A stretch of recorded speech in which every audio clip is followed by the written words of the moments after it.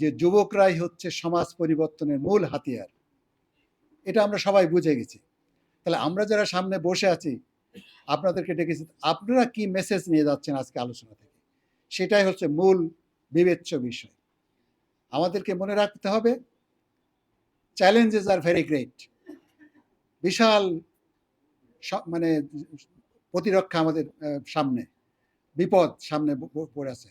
সুতরাং আমরা যদি যে যেখানে আছি, যে অঙ্গনে কাজ করছি, যে অবস্থায় কাজ করছি, যে ভূমিকা পালন করছি, আমরা যদি এই সমাজ পরিবর্তনে সঠিক দায়িত্বটা পালন করতে না পারি, তাহলে কিন্তু আমরা আমাদের ঈপ্সিত পরিবর্তন আশা করব না।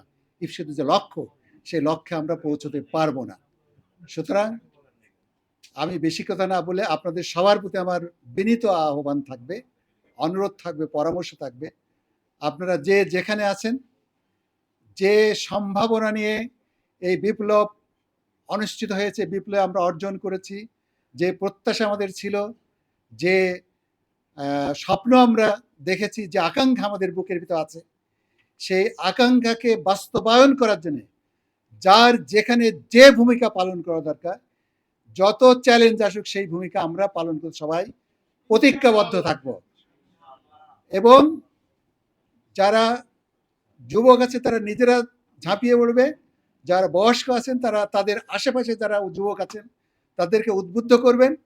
তার নিজের সন্তান হোক, প্রতিবেশী হোক, গ্রামবাসী হোক, মহল্লাবাসী হোক, সবাইকে উদ্বুদ্ধ করে বুঝিয়ে এই আন্দোলনে যারা তারে সঠিক ভূমিকা পালন করতে পারে এবং সমাজ পরিবর্তনে প্রয়োজনে নিজের জীবন দিয়ে আমাদের অর্জনকে বাস্তবায়ন করতে পারে, সেই ভূমিকা যাতে সবাই রাখতে পারে, আপনারা সেই দায়িত্ব পালন করার জন্যে আজকে এখান থেকে সেই শপথ নিয়ে যাবেন, সেই প্রতিজ্ঞা নিয়ে যাবেন, এই আশা করে আপনাদের সবাইকে ধন্যবাদ জানিয়ে সবার সুস্বাস্থ্য কামনা করে আমার বক্তব্য শেষ করছি।